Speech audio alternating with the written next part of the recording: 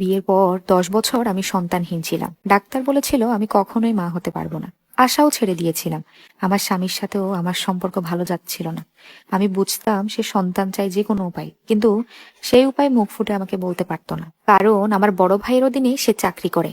আমি নিজেকে প্রস্তুত করলাম যে ওকে বলবো তুমি দ্বিতীয় বিয়ে করো, কিন্তু কোনোদিনই পেরে উঠতাম না। বুক ভারী হয়ে আসতো কষ্টে। এভাবেই রোবটের মতো জীবন কাটাচ্ছিলাম। হঠাৎ একদিন অনুভব করলাম মাতৃত্বকালীন লক্ষণগুলো আমার মধ্যে দৃশ্যমান। টেস্টের রেজাল্টও পজিটিভ আসলো। আমি এত খুশি হয়েছিলাম, আমার চেয়েও বেশি খুশি হয়েছিল আমার স্বামী। দেখতে দেখতে আমাদের একটা পুত্র সন্তান হয়। অপারেশন থিয়েটারে আদো হোসে শুনতে পাচ্ছিলাম ডাক্তার নার্সরা বলাবলি করছিল বাচ্চার শরীরের তাপমাত্রা এত বেশি কেন। আমি বেশিক্ষণ ওদের কথা শুনতে পারলাম না। বাবুর কান্নার শব্দ শুনতে শুনতে ঘুমিয়ে পড়লাম।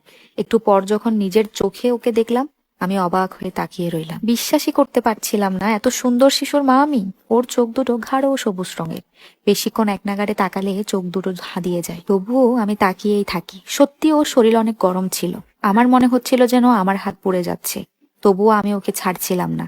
বুকে জড়িয়ে ধরে রাখছিলাম। ওর নাম রেখেছিলাম শুভ। শুভ হওয়ার পর আমার স্বামী আর আমার মধ্যকার সমস্ত সমস্যার সমাপ্তি ঘটে। খুবই সুখী মনে হতো নিজেকে, কিন্তু শুভ যতই বড় হচ্ছিল ততই ওকে আমার অস্বাভাবিক লাগতো। এমনিতেও ওর গায়ের তাপমাত্রা স্বাভাবিকের চেয়ে বেশিই থাকতো। যে কেউ ওকে ছুলেই বলতো এমা বাচ্চাটার গা তো জ্বরে পুড়ে যাচ্ছে। এছাড়াও শুভ অন্য বাচ্চাদের সাথে মিশতো না। একা একা আয়নার সামনে বসে হাত নাড়িয়ে নাড়িয়ে কথা বলতো। এটা অবশ্য আমি কিছু মনে করতাম না, কারণ বাচ্চা মানুষ একাই কথা বলবে। কিন্তু খানিকটা বড় হওয়ার পরও ওর আয়নার রোগ গেল না। যদিও এখন আর কথা বলে না একা একা, কিন্তু আয়নার দিকে তাকিয়েই থাকে।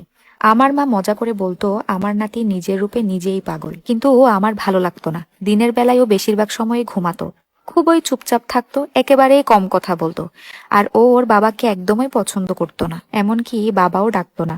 ওই মনে হয় একমাত্র শিশু যে কিনা 5 বছর বয়স থেকেই মাকে রেখে আলাদা করে ঘুমাতে চাইতো। 6 বছরেই ওকে আমি আলাদা ঘর দিলাম। ভাবলাম রাতে ভয় পেয়ে আমার কাছে চলে আসবে, কিন্তু আসলো না। আমি ওকে ভূতের ভয় দেখালাম। বললাম একা ঘুমালে তোমার কাছে ভূত আসবে। ও বলল আমি ভূত ভয় পাই না মা।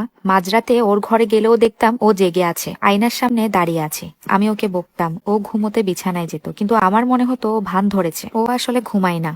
ওর আচরণে আমি খুবই বিরক্ত হতাম। সবচেয়ে বিরক্ত হতাম ওর কথাবার্তায়। বকতাম ওকে। একদিন ওর বাবা বাসায় ফিরতে দেরি করছে, ফোনও বন্ধ। আমি দুশ্চিন্তা করছি, আর ও আপন মনে আয়নার সামনে বসে বসে হাসছে। এরপর এমন একটা বিষয় জানতে পারলাম যেটার জন্য আমি মোটেও প্রস্তুত ছিলাম না।